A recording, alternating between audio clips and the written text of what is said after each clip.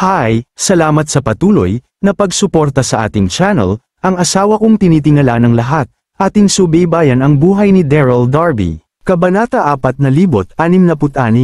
Whoosh! Huminga ng malalim ang White Tiger King habang pinapanood nito ang pag-alis ni General Grunt kasama ng kanyang mga tauhan bago magpunta sa likuran ng kastilyong gawa sa bato.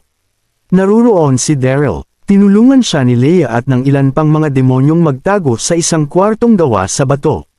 Dito na niya sinabihan ng mga demonyong umalis bago buong galang na sabihin kay Daryl na, "Kamahalan, sabihin niyo lang po sa amin kung may kailangan pa po kayo na kahit ano." "Sige," isip ni Daryl bago sabihin, "bigyan mo ako ng ilang herbs. Nakakita ako ng ilang mga halaman malapit sa atin kaya hindi ka mahihirapang makakita ng mga ito." Dito na niya binanggit ang pangalan ng ilang mga herbs. Hindi siya nanghina ng husto ng mabalyan siya ng binti. Dahil sa walang katulad nitong kaalaman sa medisina at sa paggawa ng mga elixir, ilang mga herbs lang ang kanyang kinailangan para tuluyang gumaling ang kanyang katawan. Okay, dito na memorize ni Leia ang ilan sa mga herbs bago tumakbo palayo. Squeak! Agad na narinig ang tunog ng bumubukas na pinto nang makaalis si Leia. Dito na pumasok ang isang payat na imahe sa kwarto. Isang pares ng nagliliwanag na mga matang puno ng pagkatuso at pagkamalisyoso ang makikita sa imaheng ito. Ito ay walang iba kundi si Mona. Ano ang ginagawa ng babaeng ito rito? Nagulat ng husto si Daryl nang makita niya ito. Hoy! Dito na naglakad palapit si Mona bago nito tingnan ng maigi si Daryl. Ikaw ba talaga si Daryl? Hindi makapaniwala nitong sinabi. Ngumiti naman dito si Daryl. Nakita mo naman kung paano ako tinrato ng ama mo. Sino pa ba sa tingin mo ang makakapagpaluhod sa kanya? Totoo nga, napapagtantong sinabi ng tumatainggong si Mona bago nasasabik na tumingin kay Daryl matapos maalala ang isang bagay. Narinig ko na sinabi ni ama sa akin noong nakakulong kami na nasa iyo raw ang power of bird ancestor na dating pagmamay-ari ni Red Sparrow Queen.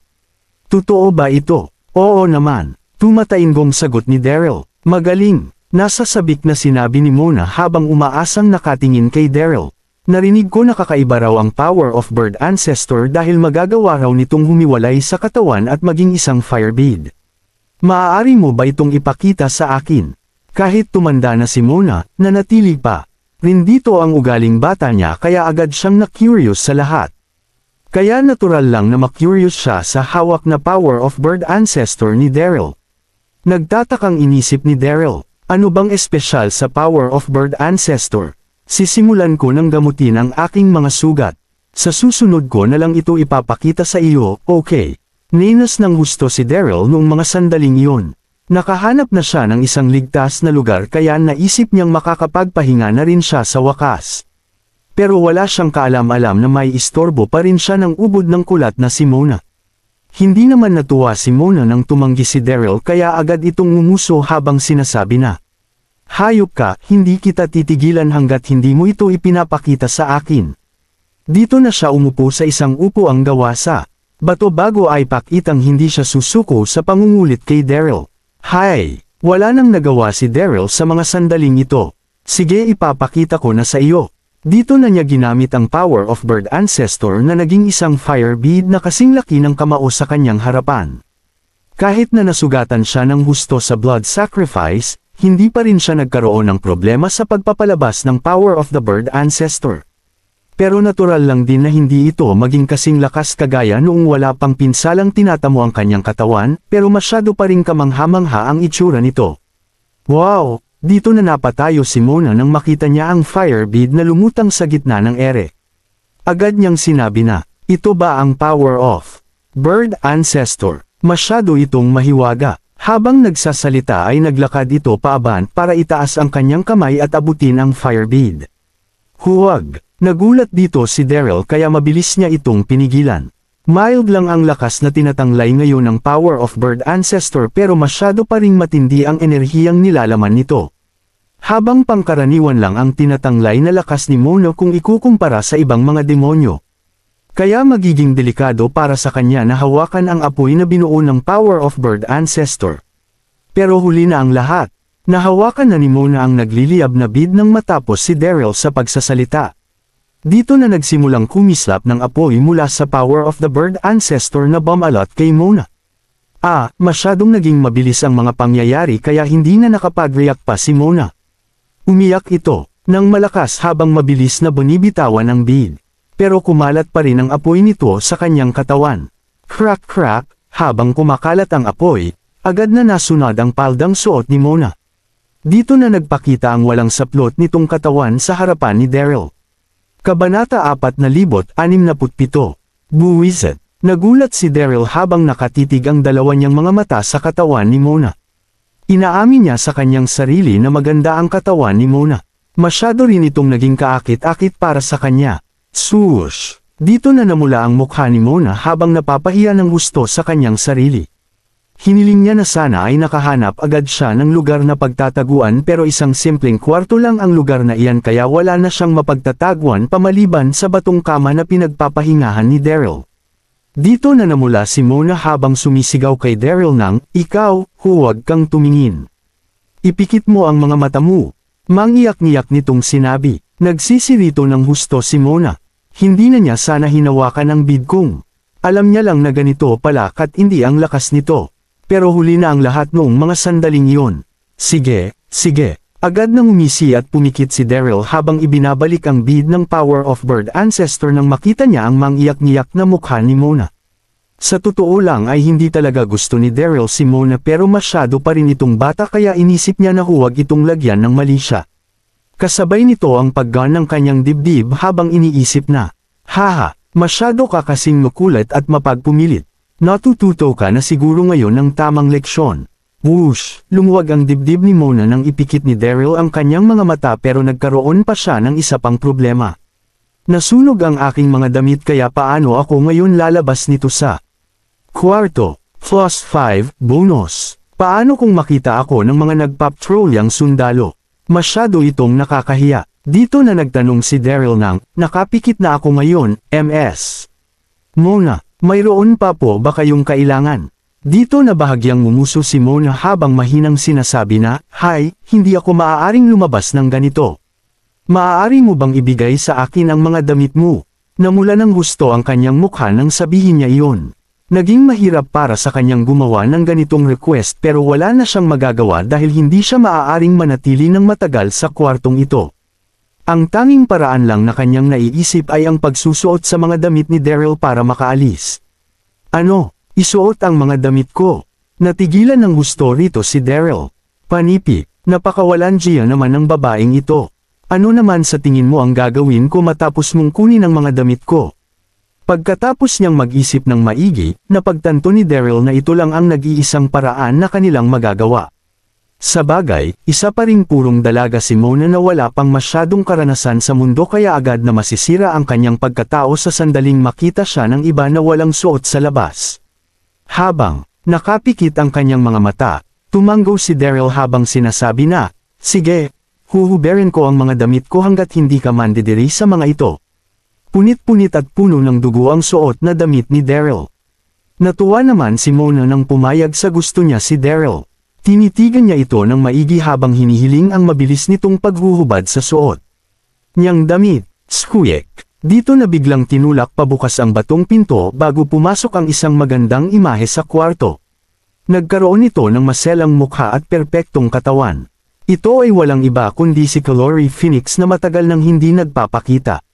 Dating kanang kamay ni Red Sparrow Queen si Calori Phoenix kaya nagkaroon ito ng malakas na pangangatawan.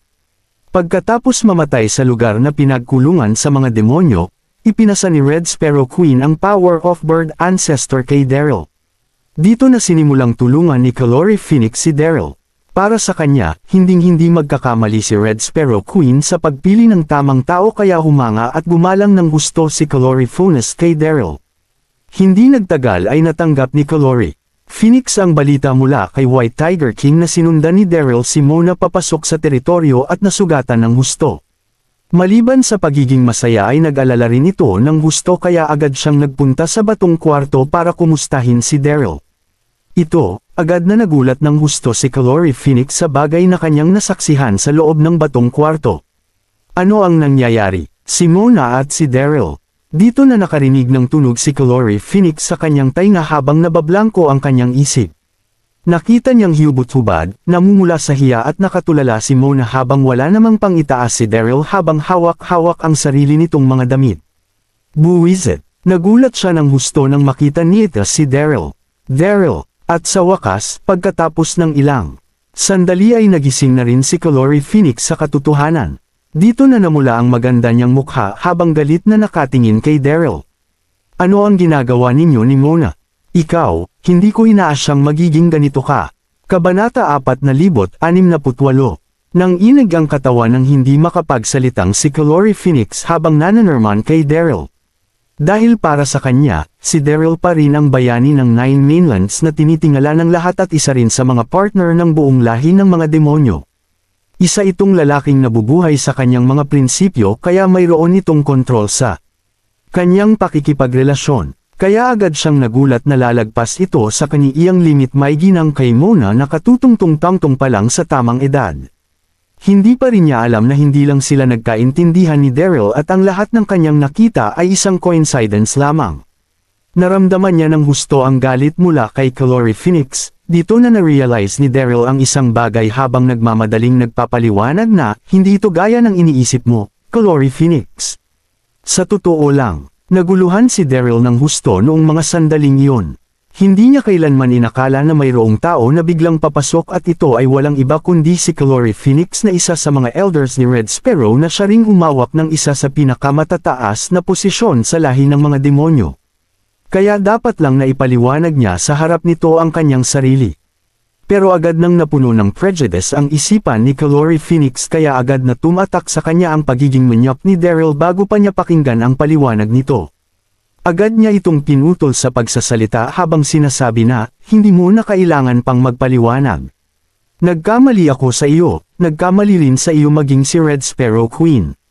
Naguluhan at walang magawa si Daryl nang makita niya ang pagiging matigas ni Calore Phoenix sa naiisip nitong bagay sa kanya. Dito na tuluyang nagising sa katotohanan si Mona, agad siyang naglakad nang nakayuko palapit kay Calore Phoenix habang namumulang sinasabi na, hindi lang po tayo nagkakaintindihan Ate Phoenix. Wala pong nangyari sa aming dalawa ni Daryl. Walang magawa at nabahala, rin ito ng gusto noong mga sandaling iyon. Nangyari na ang bagay na kanyang pinakakinatatakuan pero kinakailangan niya pa rin itong linawin sa kanyang ate. Dito na biglang iniling ni Calore Phoenix ang kanyang ulo habang sinasabi na, Mona, masyado ka pang bata kaya hindi mo pa alam ang tungkol sa tunay na kulay ng mga tao. Hindi mo rin alam kung gaano kaimportante ang pagpapanatili ng isang babae sa kanyang pagkababae. Hindi kita masisisi kung hindi mo naisip ang mga ito nang maloko ka ni Daryl.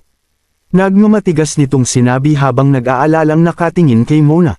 Sa totoo lang, noong makulong ang buong lahi ng demonyo, naging mortal na magkaaway sina White Tiger King at ang lahi ng Red Sparrow kaya napasok ang dalawang panig sa isang walang katapusang digmaan. Matapos nito ay pinalaya ni Daryl ang buong lahi ng demonyo na nagdulot sa pagkawala ng hinanakit na nararamdaman ng dalawang lahi sa isa't isa bago bumuo ng isang alyansa at sumugod sa Imperial Sky Palace.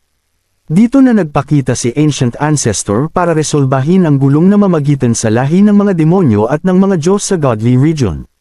Nakahanap na rin noong mga panahong iyon ang lahi ng demonyo ng lugar na maaari nilang tirhan. Dito na nagsama-sama ang lahi ng White Tiger, Red Sparrow at Black Tortoise para tulungan ang isa't isa at mamuhay ng mapayapa. Dito na namuhay ng matiwasay ang buong lahi ng demonyo.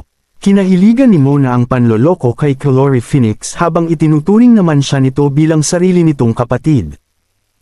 Dito na hindi nakapagsalita si Mona nang makita niya ang pagdadalawang isip ni Calore Phoenix dahil alam niyang hindi na niya maipapaliwang pa ang kanyang sarili. Dito na hindi nagsalita ng kahit na ano si Calore Phoenix habang itinataas ang kanyang kamay habang ginagamit ang kanyang enerhiya para gumawa ng isang coat na gawa sa balahibo na kanyang isinuot kay Mona. Agad niya itong comfort sa pagsasabi ng, huwag kang mag-alala dahil aalisin kita sa lugar na ito, Mona.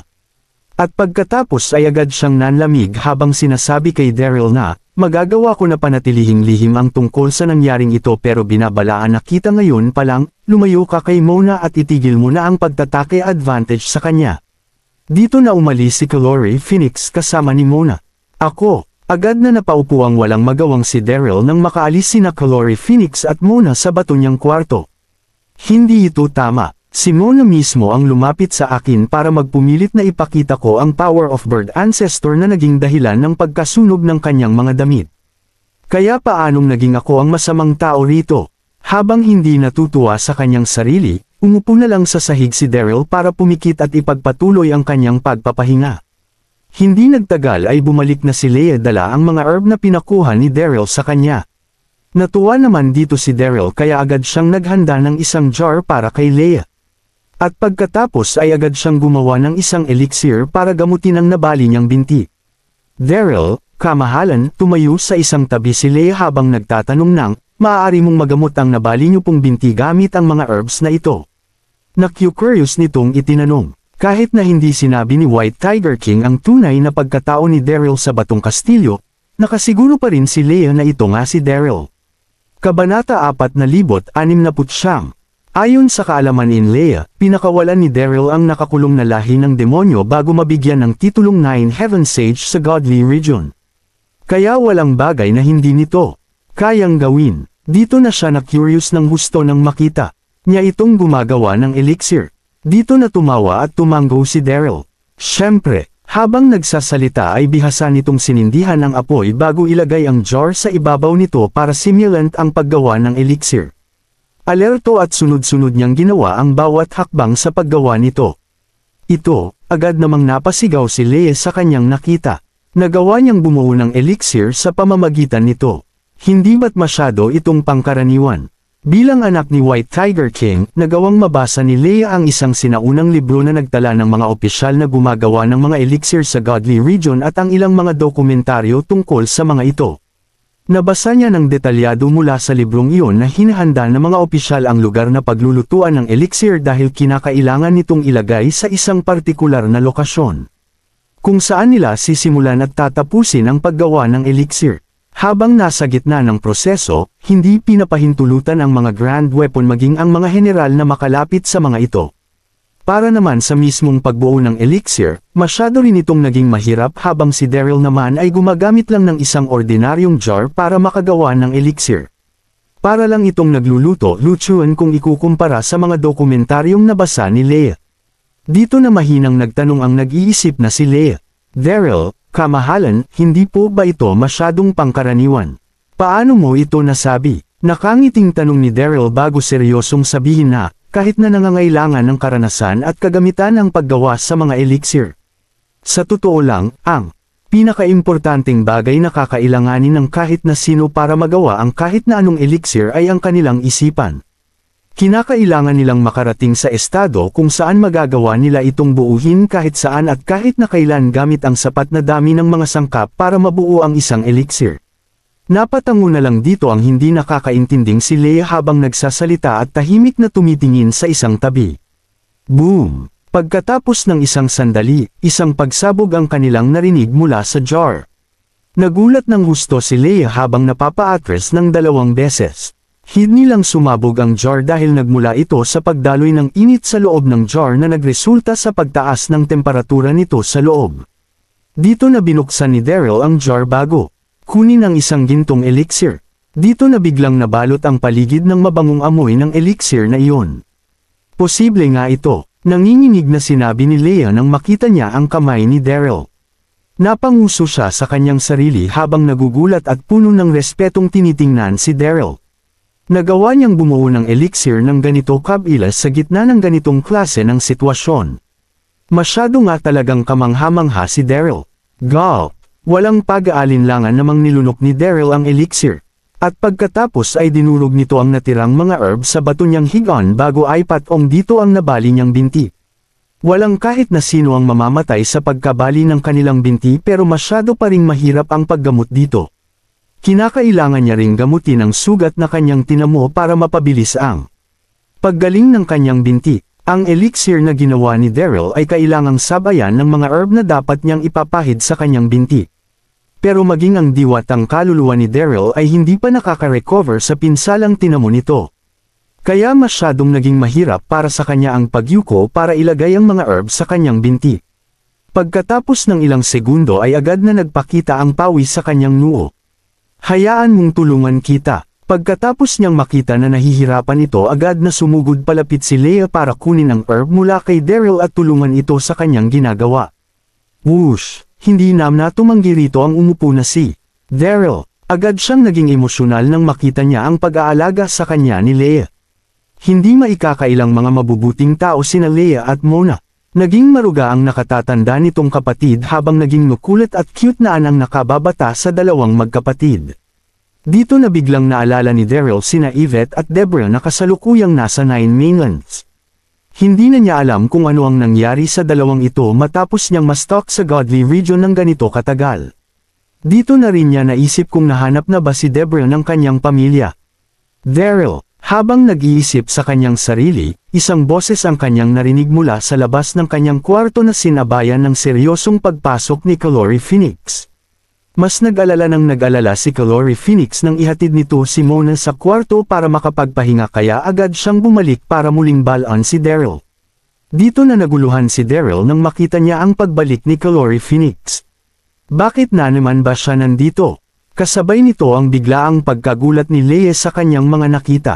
Ano ang nangyayari? Bakit nagalit ng ganito si Calore Phoenix? Swoosh! Nang inig si Calore Phoenix nang makita niya ang nangyayari sa kanyang harapan habang natitigilan sa kanyang kinatatayuan. Nagalit siya noong una pero agad siyang naguluhan pagkatapos nito. Si Daryl, noong una ay ginawa niya ito sa nakababatang kapatid ni Leia. At ngayon ay ginagawa naman niya ito sa panganay sa magkakapatid. Kabanata 470.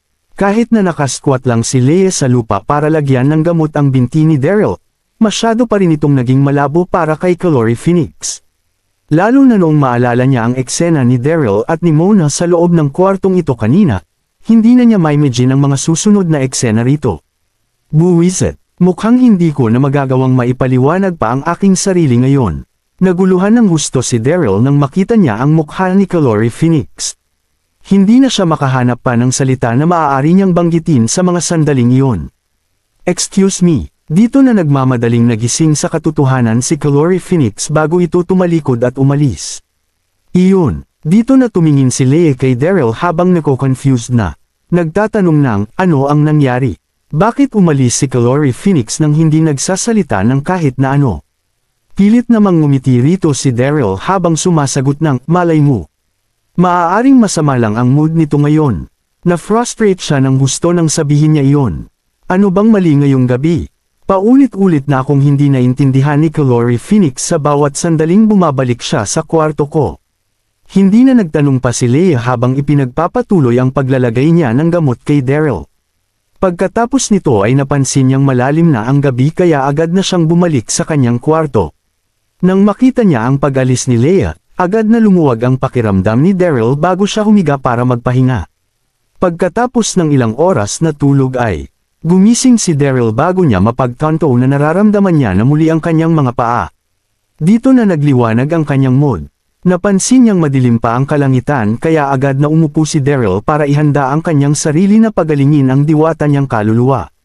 Kamahalang, Daryl. Dito na niya narinig ang isang boses mula sa labas na sinundan ng pagpasok ni White Tiger King kasama ng ilang mga demon warriors. Agad na bumaba si Daryl sa bato niyang higaan nang makita niya si White Tiger King bago umaban para salubungin ito. Haha! Agad na natuwa si White Tiger King nang makita niya ang mabilis paghilom ng sugat sa binti ni Daryl habang sinasabi na, hindi ka nga talaga mamamatay basta-basta, kamahalang Daryl. Masyado akong na-impress nang makita kong gumaling ang nabali mong binti ng ganito. Kab-iles. Dito na tumatawang sumagot si Daryl nang, nagkataon lang na mayroon akong kaunting kaalaman sa medisina kaya wala lang ito. Dito na na-realize ni White Tiger King ang isang bagay kaya agad niyang sinenyasan ang ilang mga demon warriors na lumabas. Dito na siya seryosong nagtanong ng, kamahalang Daryl, bakit niyo po ba gustong itago ang tunay ninyong pagkatao kay General Grunt? Huminga lang ng malalim si Daryl habang napipilitang ngumiti sa kanyang sarili, siya ang nag-set up sa akin sa Silverfield Mountain, dito na niya detalyadong ikinwento ang lahat. Naging kalmado siya sa pagkukwento pero sa totoo lang ay kumukulo na ang kanyang dugo sa sobrang galit. Masyado lang maliit ang General Grunt na iyon. Nagawa niya na kung linlangan ng dahil sa nangyari sa amin ni Prinsesa Dorothy. Wala talaga itong kasing sama. Ano? Pagkatapos niyang malaman ang katotohanan, agad na nagalit si White Tiger King habang sinasabi na, "Buwisit, hindi ko inasahan na magiging ganito kasama si General Grunt. Huwag po kayong mag-alala, kamahalang Daryl. Kayo po ang partner ng buong lahi ng demonyo kaya dapat lang na ipaghiganti ko kayo. Pangungunahan ko ang mga Demon Warrior na patayin siya ngayon." Habang nagsasalita ay agad na tumalikod si White Tiger King para umalis sa kwarto at lipyunan ang kanyang mga tauhan. Sandali, pero bago iyon ay agad na siyang pinigilan ni Daryl. Dito na siya huminga ng malalim bago sabihin, "Kumalma ka, White Tiger King. Isa itong personal na alitan sa pagitan namin ni General Grunt kaya ayoko sanang madamay pa ang buong lahi ng demonyo rito. At saka nakawala na rin kayo sa pagkakakulong kaya siguradong hinding-hindi kayo palalampasin ni Nine Heaven Emperor sa sandaling patayin ninyo si General Grunt. Kaya hayaan nyo na lang akong umayos nito para sa akin." Seryoso at mahina nitong sinabi. Dito na na-realize ni White Tiger King ang ibig sabihin ni Daryl kaya agad itong tumango at sumagot ng, "Sige." Dito na nag-isip si Daryl at nagtanong ng, "Oo nga pala. Ano pala ang pinag-usapan nyo rito ni General Grunt? Inimbitahan niya ba kayong makipagsanib puwersa para labanan si Archfiend Antigonus?" "Opo," tumatainggong sagot ni White Tiger King. "Nag-request siya sa akin na pamunuan ang aking mga hukbo para tumulong sa Godly Region na labanan ang libu-libong mga kampa ni Archfiend Antigonus." Habang nagsasalita ay nakangiti nitong sinabi na, "Hindi agad ako nangako sa kanya syempre. Sinabi ko sa kanya na dalhin niya rito ang kanyang mga grand weapon at mga general nito para mag-set up ng mga tent sa kagubatang nasa labas ng ating teritoryo." "Oo," tumatainggong sagot ni Daryl habang sumasangayong nakatingin kay White Tiger King. Dito na mas naging stable si White Tiger King na malayo sa pagiging arrogant nito noon. Isa itong mabuting bagay para sa kanya. "Daryl, kamahalan." Tingin ni White Tiger King kay Daryl. "Ano na ang gagawin ng buong lahi ng demonyo? Humihingi po kami ng advice mula sa inyo, kamahalan." 2. Continued. Maraming salamat po, mga kamaster. Paki-subscribe, and hit the notification bell para sa susunod nating kabanata.